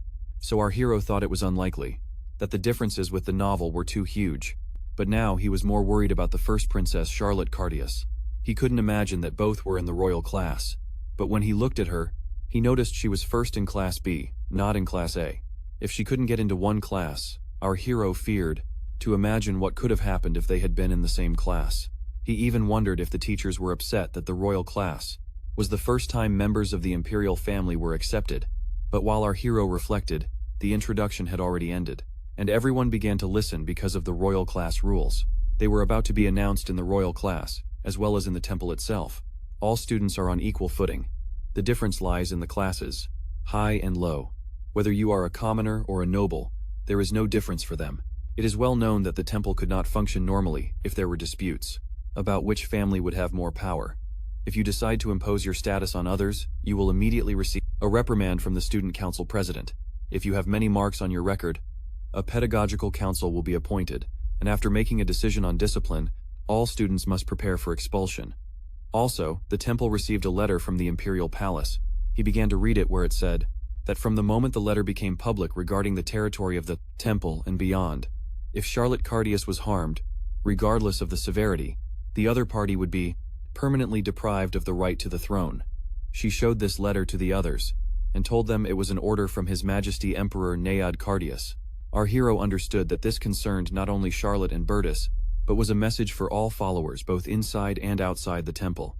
In other words, the emperor was trying to say they should take care of each other's lives, or end up with nothing. Our hero knew that finally, the time would come when Bertus and Charlotte would not be at each other's throats. Our hero left the hall and noticed that one of the students was trying to talk to Prince Bertus, but our hero had noticed he was trying to flatter him by putting on a sweet face. With almost everyone he spoke to, he said it wasn't necessary to call him Majesty, because then one of them would surely get a reprimand. The student laughed but was embarrassed. However, our hero understood that Bertus was a true expert in this matter. Bertus had been in contact with a boy from the northeast of Fide, but our hero still thought Bertus was a vain fox because as soon as he appeared at the academy, he had already started listening to someone. Curtis immediately apologized to his interlocutor and approached the girl. Our hero didn't understand what had just happened, but Bertus continued talking to the black-haired girl, asking her not to be angry, because he just wanted to get to know all his classmates. He also told her that apparently she should also be one, but apparently the administration had been too cautious. Our hero recalled that she was probably Helen from Class A2. She brushed her hair back and said she didn't care about those things. Our hero remembered that in the king's class originally, she was A1 but was transferred to Class A2 because of Bertus. She didn't spread it around but had a vengeful talent that surpassed even that of A1. She also had another real name, Artoria, a close word with a similar meaning to hero Arthur, the hero who overthrew the Demon King and sacrificed his life. Helen is the younger sister of Regan Artorius. Our hero was distracted by the protagonist of his story while thinking and called everyone's attention. He also wanted to wish everyone a good time, but at that moment, everyone looked at him as if he were an idiot.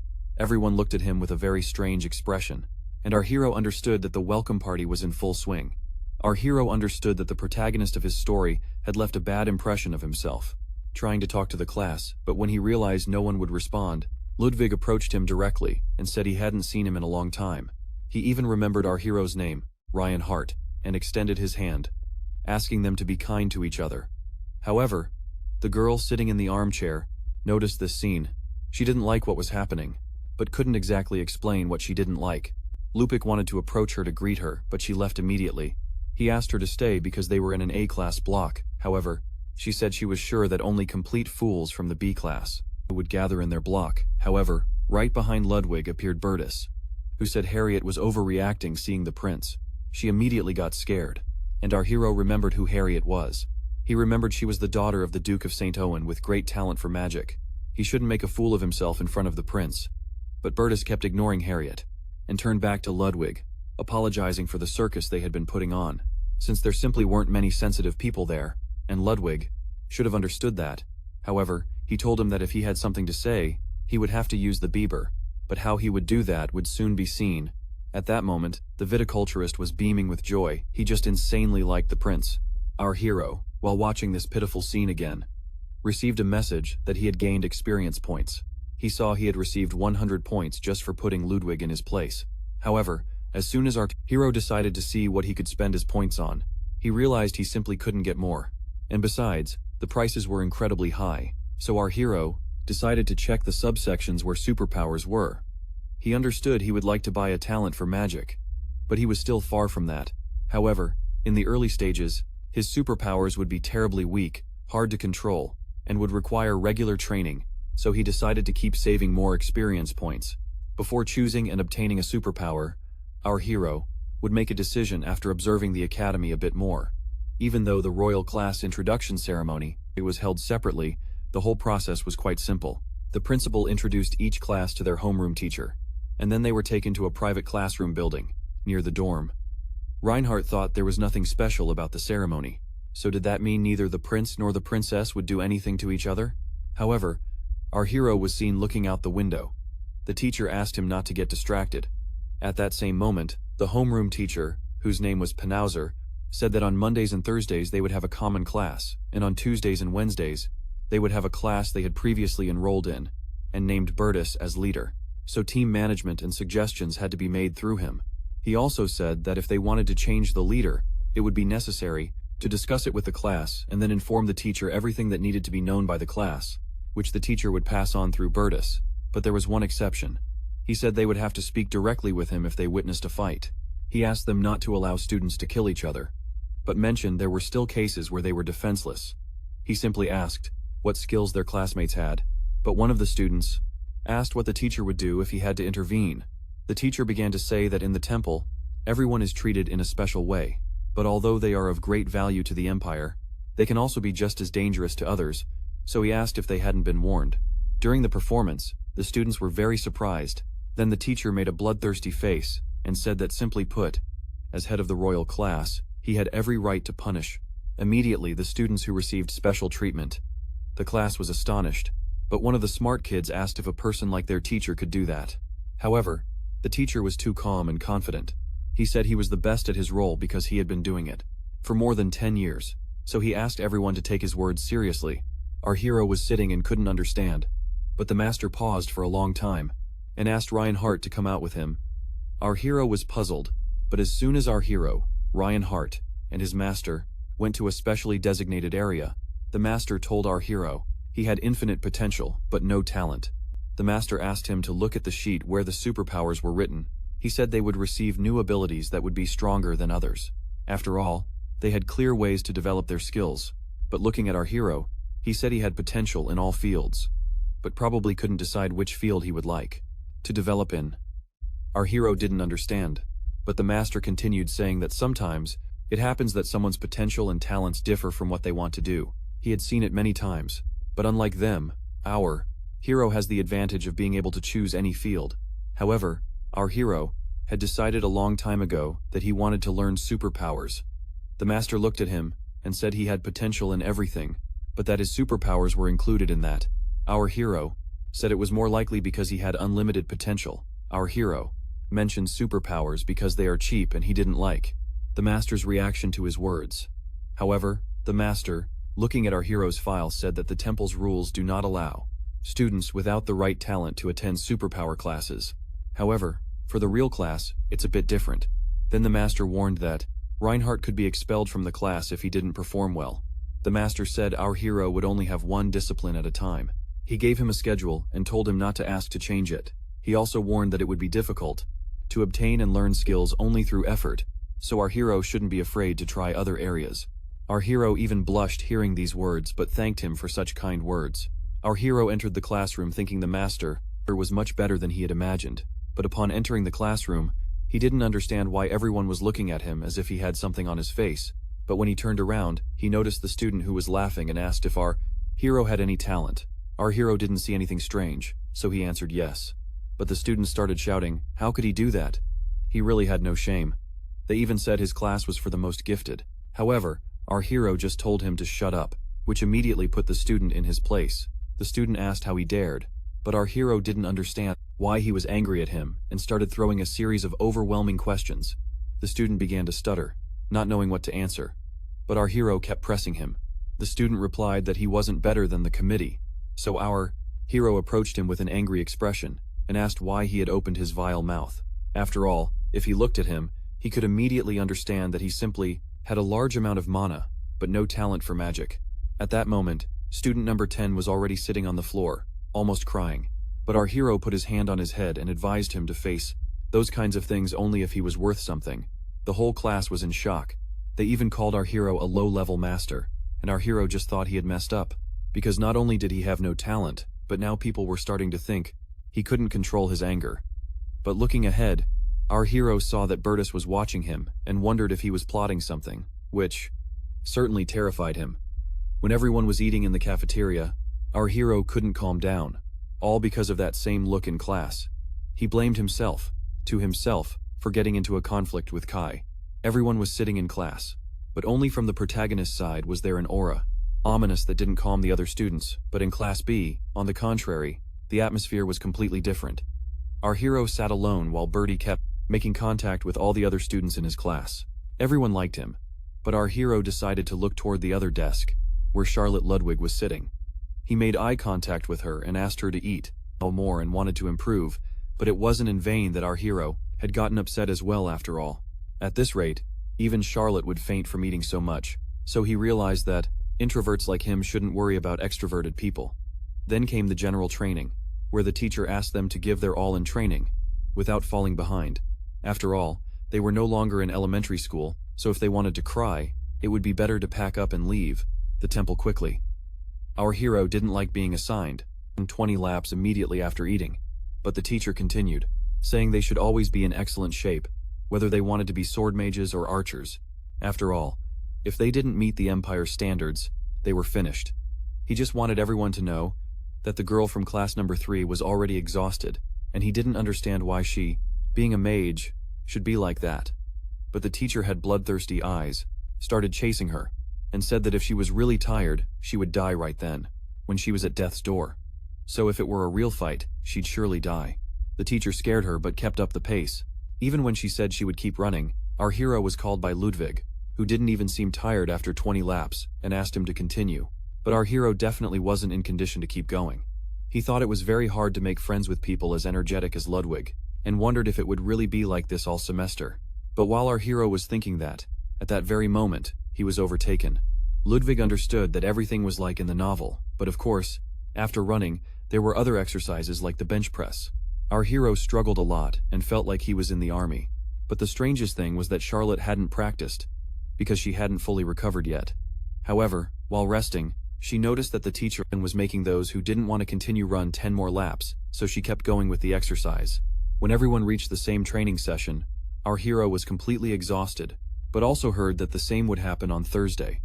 While thinking about that, the same boy from his class approached him and said that our hero wasn't in good shape, but our hero didn't care while getting dressed. This boy asked why. If that was the case, he acted like a tough guy. Reinhardt didn't understand, because the boy had been the one to approach him, but at that moment, the boy opened his arms and pushed Reinhardt. Everyone saw it, and our hero asked him to stop. The boy felt strong and started saying unpleasant things again, but our hero grabbed him by the neck and asked if he was that stupid. Then he immediately punched him in the face. All the students started approaching our hero, and wanted to separate them as quickly as possible.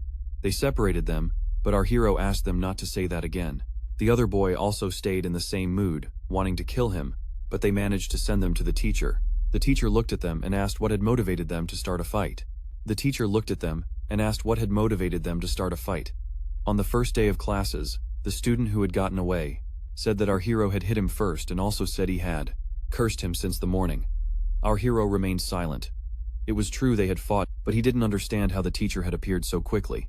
Definitely, he thought it was the work of one of the rats from Class B, Luis, but the master asked him to keep quiet, since he hadn't even been asked yet. At that moment, they asked the hero if he really had hit first, to which he answered, yes, he really had hit first. But at that moment, our hero confessed that Kyra had said things that belittled the temple's reputation. At that moment, he got nervous, and the master asked our hero what he had said and when he had said it. But the master, he was very interested in what our hero had said, so he asked for more details. Exactly at that moment, our hero began to explain, saying that Kyra had repeatedly said that the admissions committee was not doing its job properly. Therefore, our hero He had to tell him that a student had no right to criticize the decisions made by the temple. Our hero showed regret and said he had overreacted because he was very angry, saying that the temple's authority was being undermined because of him. But he also added that Kyra wanted to humiliate him for his lack of physical ability. However, Kyra again said that it was our hero who attacked first, but the master asked them both to stop, asking our hero to explain himself once more, since he didn't understand our hero's point. The protagonist began to cry, and while crying in front of the whole class, he said that Kyra had fallen into a trap. Our hero could endure his taunts, but he had invaded the sanctity of the temple. Our hero knew that would work because he himself had created the story. At that moment, Kyra's atmosphere grew darker and darker. With just one look at his master, he began to tremble. And our hero finished his speech, saying that he considered it an insult to the Empire Guard, apologized for his clumsiness since he couldn't control his anger. And our hero only understood that his master had one trait he could use to his advantage, and that trait was called patriotism. At that very moment, the master asked Kyra with the most evil eyes if it was true. Kyra immediately backed down because he was scared, and the master kept asking him over and over. He also asked how a common student dared to accuse the temple of corruption. Kyra was very quiet, and the master only wanted one answer: yes or no. According to our hero, his master was a patriot, with an incredibly strong sense of pride for the Empire Guard and the temple. That's why he despised everything that discredited them. However, at the same time, he was very fair with all his students and perfectly understood that Kyra had said too much without thinking, and that our hero had also exaggerated. At that moment, the master only asked Kyra to stay, but our hero asked to go to class. As soon as he sat at his desk and felt all the eyes on him, he realized that rumors would spread in both real classes about him being a talentless and terribly aggressive student. However, while our hero looked out the window, he received a new achievement for fighting, which gave him another 200 experience points. He even decided to cheer himself up and said that now with those 200 points, he wouldn't have to do another task to bite the prince. However, at that very moment, he received a new task that consisted of getting the highest score on the midterm exam. He even thought that if he got 4,000 points, he could break Ellen's and Ludwig's legs. He began to think he couldn't do any of the tasks, but at that moment, he received the task of declaring his love to someone. He was upset, but more and more tasks kept coming, all following the exception, or they were simply impossible to complete. But at that very moment, while our hero was thinking about this, Kyrie and her master entered the classroom. The master asked for silence, so our hero decided to look at his face and realized that he definitely wouldn't do it again. As soon as everything was settled, the master asked the class president to collect the registration forms. However, he also said that if anyone was unsure, they could stay there. Those who had already decided could leave, but no one was to ask the dorm leader if they wanted to leave the temple. All the disciples began to leave the classroom. They decided to leave, and some just wanted to sleep because their duties had exhausted them. Our hero, who also stayed in class, noticed that more than half of them couldn't decide where they wanted to go. Our hero heard a voice in the hallway, but realized it was Eric, and even knew why he was so angry. He went out the door and saw the same boy staring at the red-haired girl. He didn't like that she was getting in his way. Our hero understood it was impossible not to notice a girl like her. Her name was Scarlet, a symbol of bad luck. He shouted at her to get out of his sight, but she was still lying on the ground defenseless. Our hero remembered that in the novel, he had made everyone mock her because of her red hair. Because according to Larissa, the color red used to be a symbol of bravery and courage, but then it started to be considered a symbol of bad luck since the demon arc had red eyes and hair. That's why her own parents had abandoned her, and she had to live on the streets. Unlike him, now she endured all the mockery, because without the temple, she had nowhere else to go. Our hero wondered if it was possible that they bothered and hurt her just because of her hair color, but he saw she was friends with Ludwig, and that the teasing was minor. At that moment, our hero realized it was the right time to choose his first talent. He looked at the list and couldn't think of what to pick, but at one point he saw a talent he had discarded in his novel. He couldn't believe what he was seeing, but even when he was lying in bed, he couldn't imagine that his talent was self-hypnosis instead. After all, he had dropped it for one reason only. He thought it was too much to enchant himself and do anything, since there was a skill that had never been added to the novel and that surely could have meant something.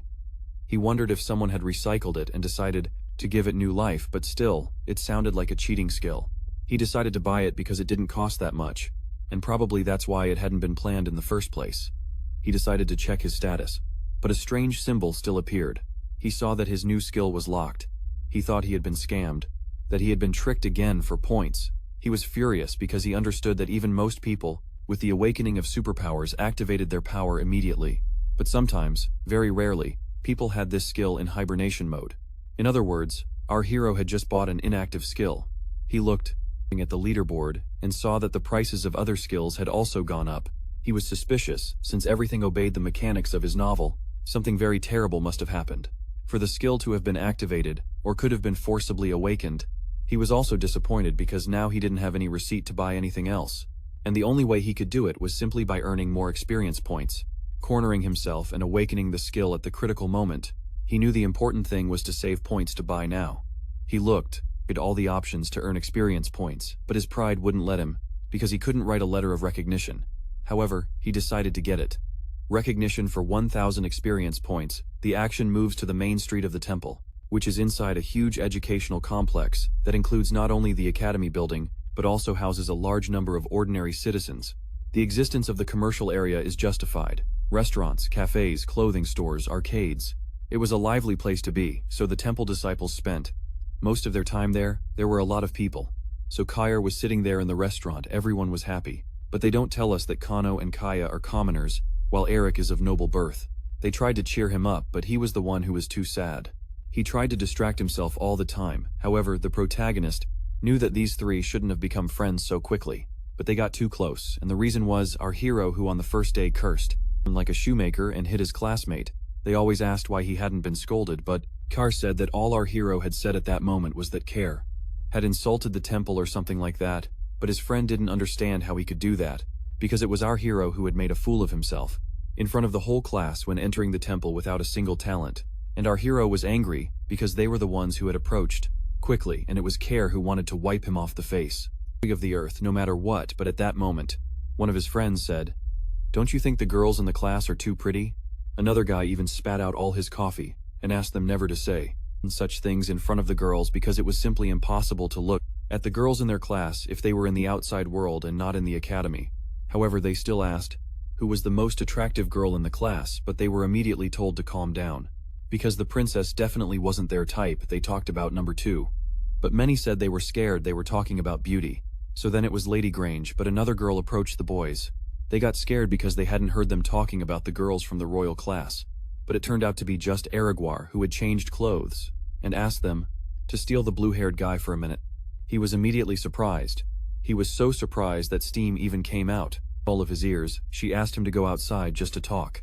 While his friends remained on the sidelines puzzled, she gave him a note, saying she was in love with him. She had seen him on the street but didn't know his name. So she asked to meet him sometime. He blushed and said he could because he didn't even have anyone. She told him they should see each other again and started to walk away. But that guy couldn't get out of the shock, and his friends watching him couldn't believe it. In fact, they should do some exercise, because their friend had managed to get the girl, and when it ended, we understood that it wasn't even Eller, but our hero who had just made a disguise. He didn't understand how he had gotten to this, because he had just sold his soul for 1,000 experience points. However, he realized that nowhere did it specify that he had to get this achievement while in disguise. However, at the same time, the game said that from that moment, he would have to do everything, as he thought the game would update. At the same time, he thought it would, so the game gave him a new task. Go on a date with Kano pretending to be a girl. Our hero was angry, because he thought the game was watching him all the time, but he also realized it was very easy to fall in love with an innocent teenager. So it wasn't the right time to think about that. He thought it was time to buy talent for 1,000 points, and that the remaining tests, like skipping classes, could lead to punishment. The only proof for which he wouldn't be punished but would burn with shame was that, but our hero didn't understand what was stopping him this time, because he had already sold his soul once. So why shouldn't he repeat his experience after a short time? Our hero was at the temple door and accepted the fact that he would have to sell not only his soul but also his dignity. But he had to gather 1,000 points as fast as possible to find and buy a new talent. He had also thought everything through, and carefully chose his target to minimize all the risks of being humiliated. Not even a rumor would spread if he was rejected, because he was sure that person didn't care about him. It was Helen Artorias from 2. At that moment, Helen was practicing, and our hero approached and called her. He decided that if he confessed, she would surely kill him with her sword. However, he understood it was all for experience points. So right then, he said he had described all his feelings in that letter he held in his hand. He gave her the letter and she immediately replied no. He had received his 200 points. And he exhaled because everything had happened exactly as he had supposed, but he still hoped not to have to meet her in the near future. The next day, our hero had a lesson in sword handling. They were always scolded, but our hero had other things on his mind. He was close to Ellen, although he prayed his fate wouldn't make him meet her, not even with a glance. But there was a plus. He didn't care because even before that he hadn't paid attention to her. During the lessons on sword handling theory, and our hero made sure everything was for the sake of the task even though he felt very embarrassed. He was simply embarrassed to be near her, and to make things worse. The class and practice on the bearer said our hero was too relaxed, as if he dared to float among the clouds while our hero thought about all this. His master approached him, and began to rush him in every possible way. And there was another master praising him, seeing in him the best student. He noticed his beautiful posture, but our hero continued with all the other instructions. They asked if our hero was also from the royal class, although our hero was very annoyed by this question. After all, it was the master who had taken attendance. At that moment he laughed a lot and proposed a fight. Among all the students of the royal class, not everyone was against the idea. However, it was our hero who was shattered. All the students were happy to see such a show, because it would be the elite students who would fight, but our hero understood it was him who they would take down in less than a second. So he stopped putting hope in the fight. The master asked everyone to prepare, and at that moment the fight began. Our hero didn't understand why everything was so easy, but at that very moment he couldn't see Ellen, and the next second, she was behind him and landed a direct hit on his head. He flew backward, and our hero thought it was over, because he had confessed. Our hero woke up in the hospital bed and saw him, in front of him, who told him he had woken up at the end of the lesson, so he had taken him to the infirmary. Our hero wanted to get up and leave, but he had lifted him and said he would help him. She told him that if our hero had deflected her blow, she would have let the sword slip before stabbing it in his neck. She didn't even know that our hero couldn't use a sword. Our hero didn't understand if he really did it all out of guilt, but he told her he would leave on his own. Although she also offered to have lunch with him, our hero understood it wasn't his fault, since he hadn't knocked himself out, but it had been Helen. To his surprise, she accepted, so he wondered if she should be punished for hitting him on the head. Our hero was laughing inside, but knew that, considering the fact that in the temple, there were students from all over the continent. There were many restaurants with different cuisines. They also came from a region called the East, in a part of the world he didn't know. However, it was almost the same as East Asia on Earth, and one of the most typical dishes of that cuisine was sanhang. Our hero was glad to have remembered that place while he was there, so he suggested to her to try it, and asked her to open her mouth to feed her with the spoon. But she immediately started mocking because it wasn't very tasty. However, it was our hero who added fuel to the fire by asking if she would give her life for such a delicious soup. But our hero just laughed to himself because he thought the very image of reserved and calm beauty would crumble instantly, reduced to dust. But Ellen just asked why that soup smelled so bad. Our hero told her as if talking to himself. He asked her to behave modestly, but he was just happy because he had managed to teach her a lesson. He even wanted to try that dish, because finally, after a long time, he was going to be able to eat something native to the world, so he started adding everything to it. But at that moment he saw how Ellen kept eating the soup. He wanted to laugh because she was so hungry that she was willing to choke on that dish. He asked if she was really still eating it, but to his surprise, she ate it, although she admitted she would never eat it again in her life. The next day, in magic theory class, the teacher tried to explain to everyone how to use it correctly, but our hero didn't understand anything and simply left the class. In the magic perception lesson, they asked him to become one with the universe, but our hero was just sleeping. Even he was surprised by that. The next lesson was about superpower control. They were taking attendance, but our hero was already very tired of all the lessons. He even ran into someone he didn't want to meet anywhere else, that is, Charlotte. Everyone was trying to use their ability, some of which were even admired by the teacher. But our hero just sat on the bench. He saw that Charlotte had awakened a superpower, and not all the teachers knew because as soon as the lesson started, she went with the trainer for individual classes. However, he wondered if the others were simply forbidden to know about this ability. It was possible she had joined the temple by inventing an ability she didn't have. He even tried to find out if Bertie knew about her ability because there was something there that Bertie couldn't know for sure after all. If he was so calm, he should have let them know that Charlotte had nothing supernatural. Our hero certainly didn't believe that Bertie wouldn't do anything if he knew the princess had none of that. The other teacher asked our hero what he could do about it. But our hero only asked to be put in danger but not killed. But his teacher just said he shouldn't ask him to do that because even if it were so, There were people with powers everywhere. But the teacher's side said that even if she allowed him to attend such classes, at that pace he wouldn't achieve anything. Our hero was walking down the hallway when a black-haired boy who had stared at him intently the day before approached and asked if the temple was a joke to him. Our hero didn't understand anything, so the boy asked again what he was doing in classes to control his powers, but our hero didn't have any. Our hero just said he would awaken them, but the boy continued, saying that if our protagonist has unlimited potential, that doesn't mean all doors are open to do whatever he wants. Our hero tried to justify himself, but the boy, he simply turned around and said he would crush him if he showed up in his class again. However, our hero decided to show his true face once again. He said that guy couldn't even fry potatoes. The boy got angry and attacked our hero, but he kept throwing insults. Our hero said his skill was useless, because even a lighter was more dangerous than his sparks. The boy was about to say he came from someone's first dynasty, but our hero stared at him with his index finger and made a smirk like a cheerful, playful man. He asked him to apologize because he couldn't use the stars of his status, or else he would report him to the teacher's council. He would report him to all the teachers if he didn't apologize. Within 3 seconds, our hero started counting to 3, and all the other students began to watch with horror on their faces. When our hero reached 3, the boy started casting magic, but instead of backing away or running, our hero just stepped forward and punched him. The boy started asking what he was doing, but he replied it was just self-defense. But of course, the boy didn't like it and started lighting fire again. But our hero hit him again, repeating that he would do it every time he aimed at him, and that he wouldn't tell the teachers he tried to use magic on him because he wasn't stupid.